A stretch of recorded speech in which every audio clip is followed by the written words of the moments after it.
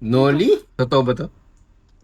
First edition, ha? Speechless ako, ah. Kailangan na nating maghimagsik. Dinala niya ito dito sa Pilipinas. Pinagbawal. Sabi ng mga kasila, kunin nyo lahat, tunugin nyo lahat ng matitirang copies, lahat ng makikita nyong copies, susunugin namin. Artista ka ba, ma'am? Sabihin na lang nating talent. Isa sa Viva Max. Ano yung Viva Max? Cuestiones de sumo interés que le parece a B de esos libelos. Sa ilang taon na nakikita ko sa auction house, wala nito. Sure, ang selling price ko nasa...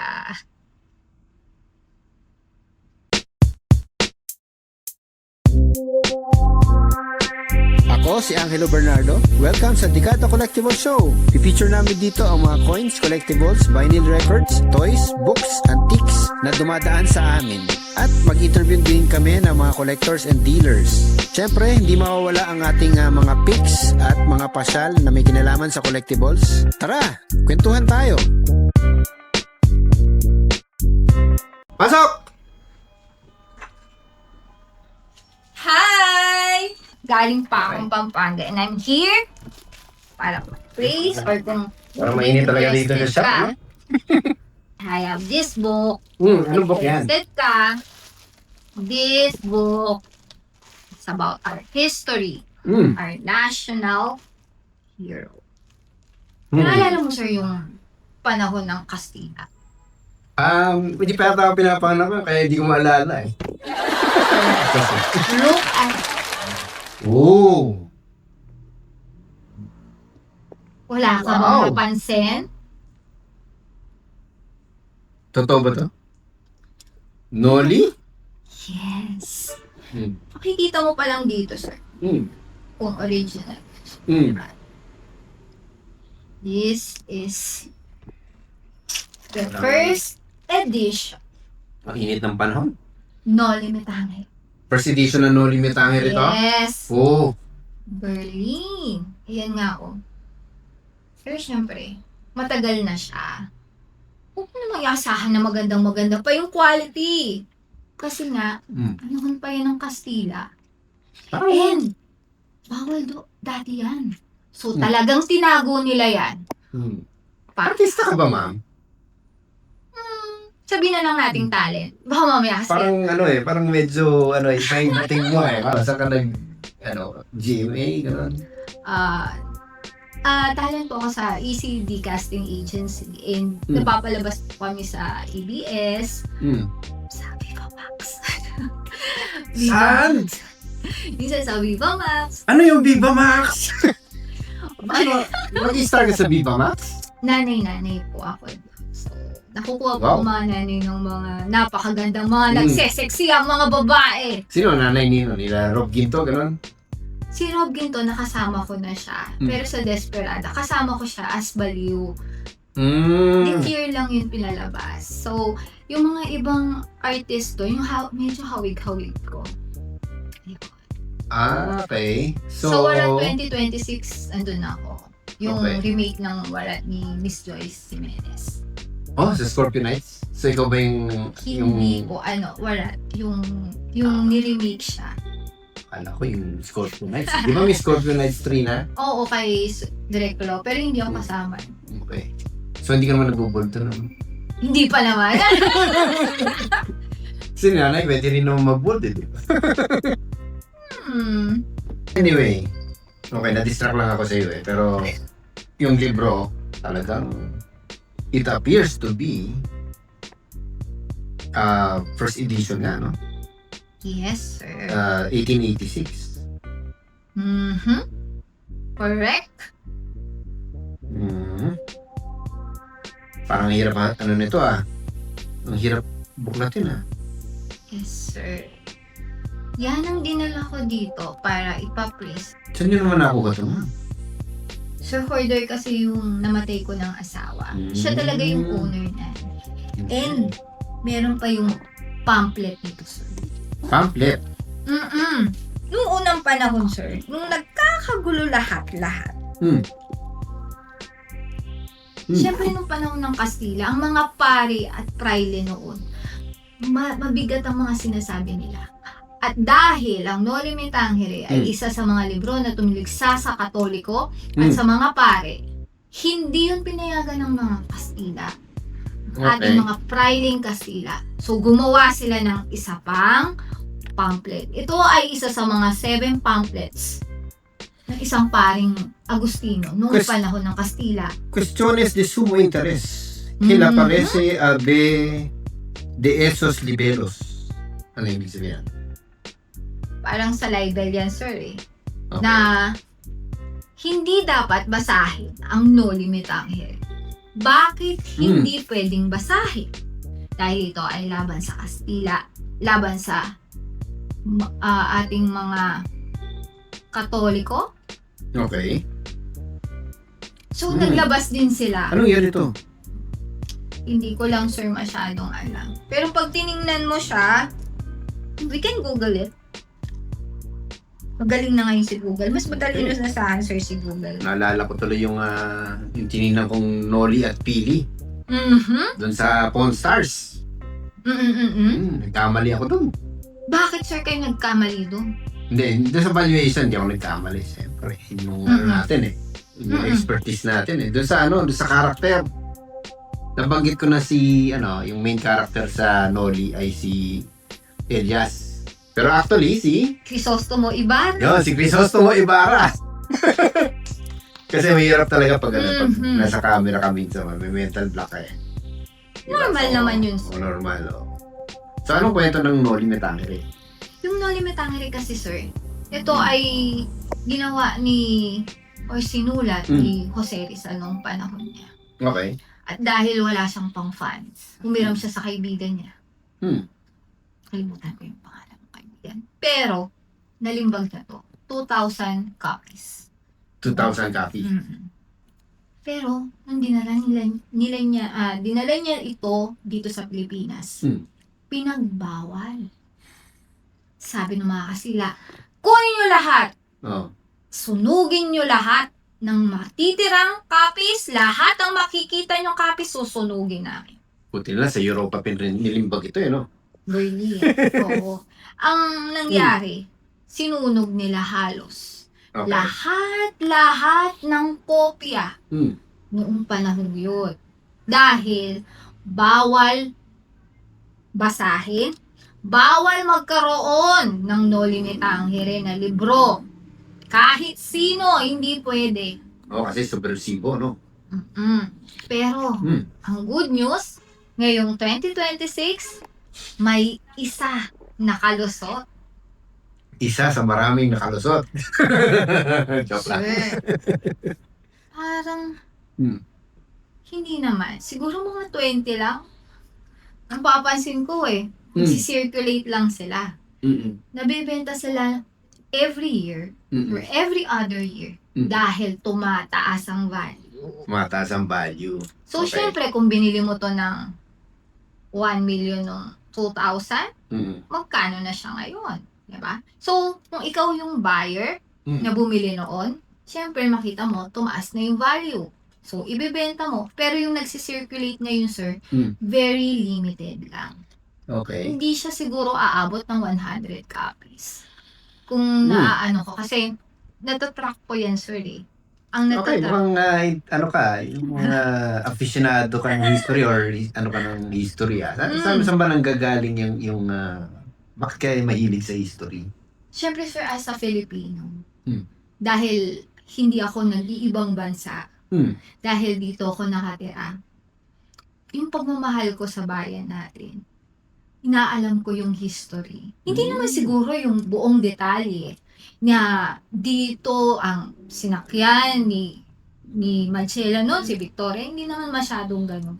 Siguro very limited lang to the sense na mamahalin mo yung kalayaan natin ngayon dahil sa mga nangyaring pinaglaban nila ang ating kalayaan mula sa panahon ng Espanyol, panahon ng Amerikano, at panahon ng Hapones. At hanggang ngayon, tayong mga Pilipino, pinaglalaban natin ang ating mga karapatan. Okay. Magaling. Well said. Sige. Wow.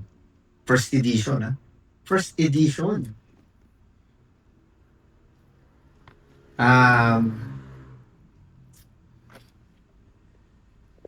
Speechless ako Sir, ang masasabi ko dyan, Hmm. kapag kinuha mo ang Noli, sa bawat tingin ko, sa Hmm. bawat taon na ito ay na-auction sa mga Hmm. auction house, Okay. ito ay tumataas. Hindi ka, sir, malulugi. At hindi matitenga ang pera mo sa Noli. Kung medyo pricey lang siya sa una, masakit sa una. Pero, pagdating, sir, ng panahon, you will reap everything. Kikita ang pera mo and it's a good investment. Na ano ako si ma'am na sa sales stock talaga ako dito. Magkano? Sir, ang selling price ko nasa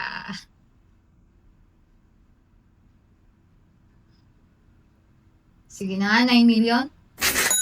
9 million! ulit. 9 million! Okay. Kasama na to. Yes, sir. Sama ko na to. Kasi ito, sir, nagpapataas dyan. Mm. Sir, meron nga silang minsang autograph ni Jose Rizal. Mm. Pero ilan na lang. Parang National Library na lang ang meron nito. Hindi naman. Meron ako- nga ba yung National Library? Sinek mo ba?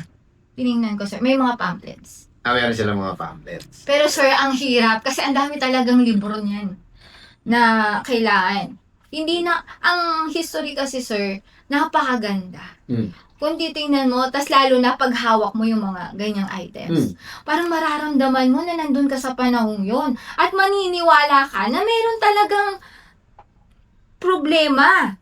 Gaya nitong Noli. Hmm. Isipin mo, ang napakatalino nating national hero na si Dr. Jose Rizal. Gumawa siya ng librong ito. Mm. Kahit nagkukulang siya sa pera, kahit nagkukulang siya sa pagkain ng panahong yon bago niya nilimbag to, ginawa niya ng paraan. Dahil alam niya na magiging eye-opener ito sa mga Pilipino. Bakit? Dahil nung nakapunta siya sa Europa, anong ginawa niya? Mm.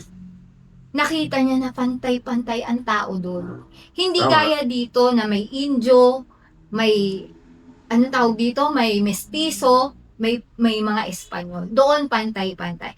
Yun ang gusto niyang mangyari sa Pilipinas nung panahon yon. At makita ng mga Pilipino na hindi dapat lahat ng sinasabi ng mga praile ay tama at dapat natin sundin. Tapos si Rizal nagmason din siya, di ba? Yes. So din niya nakuha probably yung kanya mga liberal na ideas. Na ideya. That's why ayaw dati, di ba, ng mga Katoliko. And, eto na nga, sir, ang magpapataas niyan. Ilan, hindi maintindihan Okay. Sige, eto naman buti na lang mayroon tayong Google Translate ngayon na pwede natin i-translate ito. And I'm sure meron naman siguro online na translation nito, no? Wala, sir. Wala? Very limited lang. Ang Okay. sinabi lang dito, gawas, inano siya ni Father isang Augustinian priest, Mm. dahil nilalabanan nila noon ang ideya ng Noli Me Tangere na masasama ang mga praile. Na Okay. hindi maganda ang pamamalakad ng mga praile. Mm. Bakit hindi? Kaya dapat hindi babasahin si Noli. Okay. At sa ilang taon na Talagang may audience impact si Madam. at sa ilang taon na nakikita ko sa auction house. Mm. Ano? Wala nito. Wala nito. Yun ang nagpapataas dyan. Okay. Okay, well, ako, I can speak dun sa value ng Noli. Mhm. Kasi minomonitor ko rin yan bilang student of history at syempre bilang dealer, kailangan up to date ka rin dun sa mga presyuhan, ano? Yung last na alam kong na-deal na ganito, o isa sa last na alam kong na-deal na ganito, is Noli tsaka Philly. Yeah. Ah, Pinaka-latest Philly na may signature, may autograph, di ba? mm-mm. May dedication. Gano'n inabot yan? Side. Tapos yun ng 27, 21. Hindi, ang 20 million, yung kasamang Nolio. Yung kasamang Nolio. Ito ba, napakita mo na rin sa mga ibang mga historian? Ano? Actually, sir, meron. Mm. Pero dapat i-bleep mo, ha? Bakit? Kasi magagalit siya. Bakit naman magagalit yung pinakita mo? Siyempre, private person. Hindi naman Ah, siya oh, private. sige. Parang private conversation kasi. Ang Okay. naging ano namin, nasa 4 million. 4 million, gusto niya bilhin ng 4 million. Oo. Pero tinaas ko kasi ng mga ganong price. So, nag-thank you na lang siya sa akin. Tinaas ko kasi ng 4 million. Hindi. Tinaas ko ng 4 million siya, tinaas mo ng 9. So, inanap niya ako noon with a friend. Tapos, nakita na kasi niya to personally. He's really good in Rizal collection and he is an authority. Sobrang hinahangaan ko siya. Kaya lang kasi, ang Noli kasi tumataas ang price. Dati magkano lang to? Ayun, yung skyrocket na talaga kasi limited siya dahil wala ng copies. Pangalawa, national hero siya. Pangatlo, mararamdaman mo kasi dito sa Noli kapag hinawakan mo siya yung kasaysayan at pagmamahal ng mga Pilipino. Kung paano nila binuwis ang buhay nila. Dahil nabasa nila ang Noli Me Tangere. Okay. Nabuksan ang isip nila, ang kaisipan nila na mag-aklas. Okay. Yun kasi ang simula eh. 18, di ba? Nabasa. Oo nga, parang tama nga si Rizal. Na sumusobra na ang mga praile, ang simbahan, na ang tingin sa atin ay mababang uri ng tao, Indio, na nasa sarili nating bayan. Okay. Tama na. Kailangan na nating maghimagsik. Ang Okay. kasaysayan kasi, makikita mo yung development ng isang bansa, ng mga taong nakatira doon. Okay. Sige. Ngayon, kung hindi ako nagkakamali, meron din nabenta na solo na Noli, the first edition, na yung condition niya ay mint condition. Nasa 2.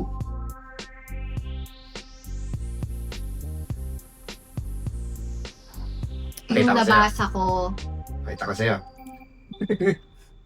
Sige. Yung ano mo. yung nabasa ko noon, Mm. yung ating national artist, hindi ko pwede i-describe yung national artist siya. Nakalimutan ko lang yung name, sorry po. Ano ginawa niya? Nasa 7 Sculpture? million yung inano niya. Meron siyang note na this is the highest book in the market. Panahon yung mga 2000 something. Bago 2010. Bago pa ako magkaanak kasi. So, naaalala ko yan. And I know. Dati ito, nasa ano pa lang to mga 90s. Mga magkano lang siya. Tapos tumataas talaga yung value. Well, nung early 2000s, alam ko may nabenta na 1 million. Saving. 7 nung 90s? Ay, no, not 90s. Nung 2000s? 2000 plus. Before pandemic. Ano na? Hindi, early 2000s yung sinasabi ko. Sige. Early 2000s. Wala pang mga auction houses nun. So yung asawa mo, nag-iikot-ikot talaga? Yes, and kapag mga may... Saan? Sa Pampanga? Sa Bulacan? Ganun. Yeah. Hanggang ano yan, hanggang Mindanao may kausap yan. Talaga. Imaginein mo, sir, nung namatay siya, galing sa korte, 2 truck. Sabi ko, susunduin ko na lang yung gamit, kukunin ko na lang. Galing sa korte?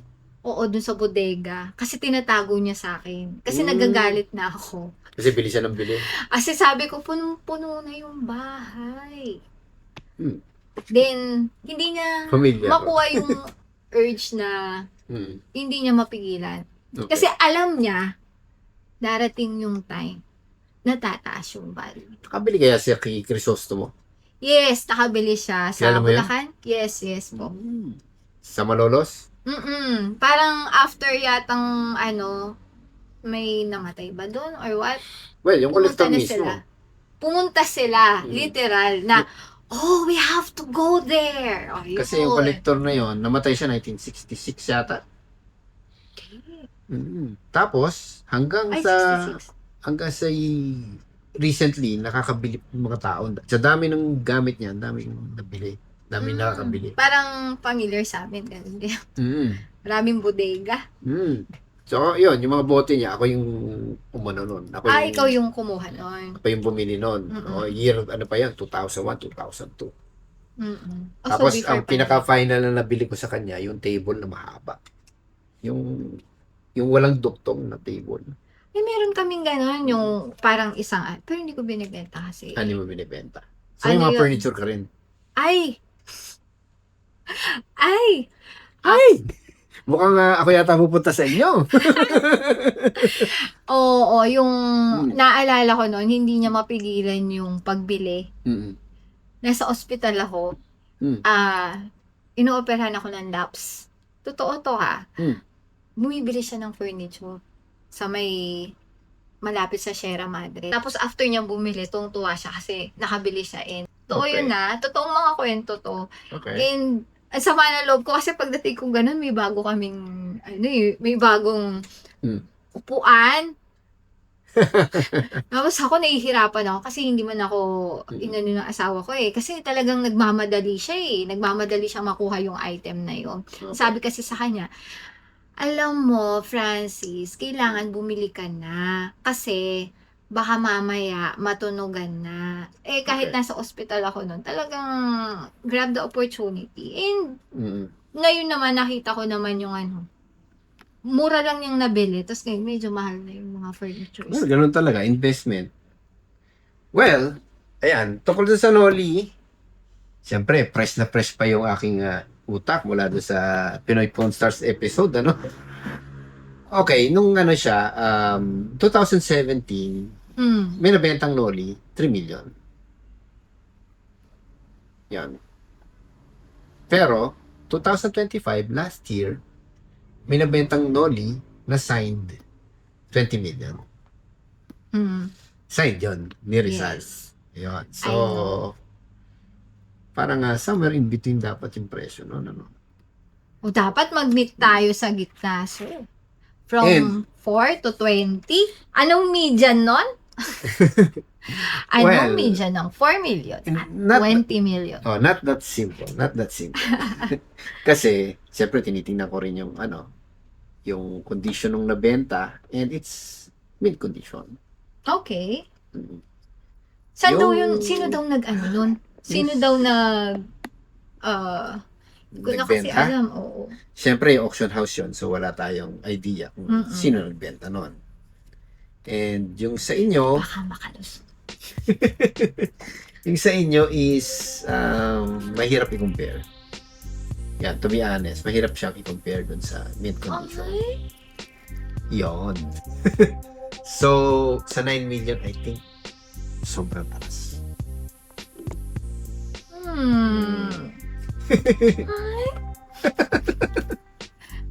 Sobrang, yung 3 principles ng Mm-mm. collecting, di ba? Number 1, collectibility. Yes. Gusto ba siya ng mga tao? O yan, check. Yes. Then number 2, yung rarity. Rare ba siya? Very rare. Ang Very rare. condition Check. yan. Oh. And number 3, condition. So, doon tayo magkakatalo sa condition. Yung... Naghahanap kasi din ako mag-a-appraise. Mm-mm. Actually, sir, ang tinatanong lang sa akin, Mm-mm. is it really an original Dolly Metangere? Okay. And noong panahon na hindi pa naman uso ang mga certificate. May panahon na yun eh. Ngayon lang naman nauso yan. So, hinahanapan ako. Sino maghanap sa'yo? Kunyari si hindi na niya kailangan mag-certificate. Siya na mismo yung magsicertify niyan. Sa ibang private individual.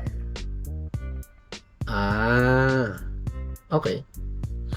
Well, what I can say is talagang original yan. Yan. Original Yun yan. naman talagang gusto kong marinig. Magkakatalo na lang tayo sa price. Okay? So, if you're going to sell it, and may tumawag nga sa'yo ng 4 million, I would advise na sa akin lang, kung ako yan, okay na yun. Given the condition, okay na yun. Pag may Ikaw ba, makakonsider mo bang ipa-auction yan? Yeah. Hmm. Sir, kasi ako, I have the item. I always say na I have the item. Mm. Which is true. Mm. And ang binibenta ko, original. Which Mm. is true. Diba? So, yung ano kong yun, yung reputation ko na original, maganda, kaya ko. Mm. Yun yung ano ko, hinahanap ko. And yung mag-a-appraise na may magsasabi na this is an original. Nahihirapan lang kasi ako. Kaya sa National Library, I was asking for a certificate of authentication. Mm. Which is medyo hirap ako. And Mm. kasi mabibenta ko siya sa price na alam ko Mm. na worth it naman. And sir, at least nakita mo din. And kapag may naghanap, syempre, mare-refer ako. Usually, sir, alam ko naman na medyo mataas yung price. Pero kasi, sir, wala na kasi magbebenta pa ng ganyan. Dahil, halos new owners na. Yeah, you are correct. And tataas pa yan. Tama yan. Pero, again, the detracting factor is condition. Okay. Yeah. So, yung valuation ko, it's not, I don't think it's comparable dun sa mga ibang auction pieces. Although, siyempre, it's an open market. Kung gusto mo, pwede mo rin i-consign. Tapos, lalagay natin sa isang auction house. Ako rin sa Salcedo Auctions. Ako rin. Salcedo auction. So, specialist I'm din ako. in the right person. Mm-mm. So, pwede mo i-consign sa akin if you want. Sir, ito kasi, Mm. that's why it is mataas. Mm. I want to, wala na to sa market. Mm. Oo nga, wala nga siyang autograph. Wala siyang dedication ni Dr. Jose Rizal, our national hero. But I have this. And, hindi naman siguro masasabing, alam mo yun, may value talaga siya. And, Okay. paninindigan ko siya, sir. If you want, you can help us kung kung ganun nga. Mm. Kung anong mga terms. Kasi may mga terms, conditions yan. Mm. Pero So, yung marketing- how many months yun para makapasok sa Salcedo auction? Well, the next auction is September. September. So, I still have time. You Will I have pero you have to- to submit na kasi... Will I have to have to give money for that? Or No, I kasi... just have to have the... How about this one? Mm. Kasi, hindi ako nag-auction. I sell by myself lang. Oo. Diba? Yung kakayahan ni Ada, yun lang yung meron Ah. ako. So, it's my first time to sell to an auction house. Mm-mm. I am also considering Salcedo auction Mm-mm. for it kasi I know it is being marketed na maganda naman Yun ang talaga. marketing nga talaga. Mm.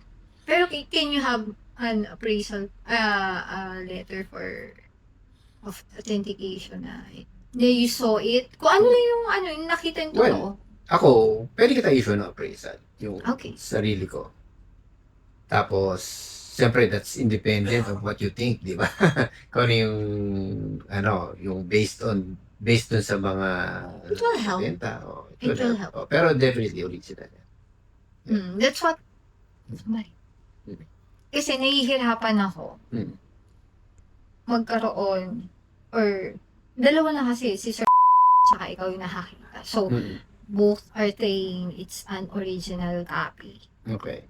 So, this is a, what you call this, I can say a piece of evidence again, that it is an original one. Okay. Kasi mahirap. Ngayon lang kasi nauso yung mga authentication na yan. Mm. Dati naman wala eh. Diba? Yeah. You just have to know the Hmm. history behind it. Tsaka yung provenance. Which is, saan mo pala nakuha? Saan kaya nakuha ng husband mo to? I'm not sure eh. Okay. Pero alam ko, may mga connection siya. Okay. Na mura pa lang dati. Murang-mura pa Hmm. lang dati. And he was able to have it. Ayan, magaganda yung mga connections niya. Yes, most of the pieces ng mga mga antiques, mga books are original ones and they are in good quality naman. Though, syempre, pag compare mo sa iba, meron pa ring superior.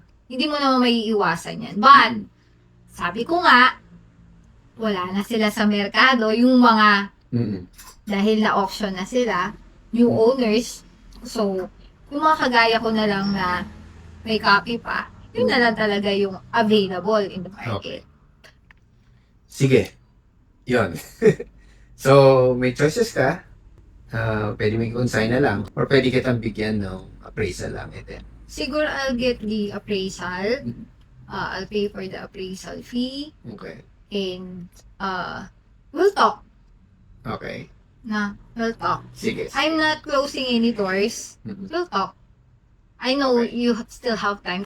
Alam mo yun Iba nga yung eh. Pag investment nagkaroon talaga. ka ng instinct na itong item na to sobrang ganda, huwag mo nang palagpasin. Tama. Kasi, pag pinalagpas mo yun, kahit magkano pang pera mo, wala ka nang mabibili sa merkado.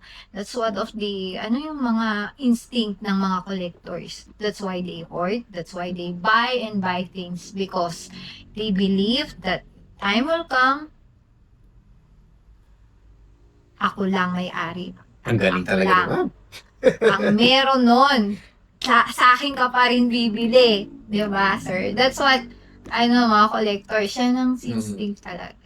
Eh, pag yung mga collectors, alam mo lang dapat yung, nila, yung mga type nila. Kasi hindi nila may insist yan. Hindi nila mapipigilan sa sarili. Tama. Diba, sir? Yun. Sige. So, gano'n na lang. Yung authentication, gusto mo po authenticate sa akin? Sige. I'll issue you Sige, authentication. Thank you. Ngayon, open pa rin ako sa kung gusto mo siyang i-consign, okay naman ako sa kanya. Sige, sir. Siyempre, parang ayaw na natin pakawalan ito. Loli ito. Yes, sir. Yung nga lang, ang question na lang talaga yung presyo. Hanggang sa Sir, yung sabi na sa akin, mahal daw ako magbenta. Pero, worth it. Tama naman. Worth it. Tama naman. Hindi naman ako, syempre, And, siyempre, yung mga auction prices, yun yung mga nadadan talaga dati. Pero, in the end, ikaw pa rin mag-decide kung magkano mo bibenta, di ba? Ako naman, as a buyer sa dealer, in the end, ako rin mag-decide kung magkano bibilin. Tingnan na lang natin pero kung ano yung ano. we still have an agreement. Tama, tama. We still come up to a good agreement. Maraming salamat, ma. Thank you din, sir. Nice meeting you. Bye! Hi! Ako nga pala si Adam Moreno Musni. So, nagdala ako ngayon ng first official Noli Me Tangere. Dr. Jose Rizal, our national hero. Napag-usapan namin kung ano yung condition ng aking Noli, kung ito ba ay original. And yes na yes, original siya! Kaya, ang napagkasunduan namin ni Sir ay ipunta ito sa isang auction house para mas lalo pa market, mas lalo maging favorable for both parties. And I'm very happy and I'm very excited for it.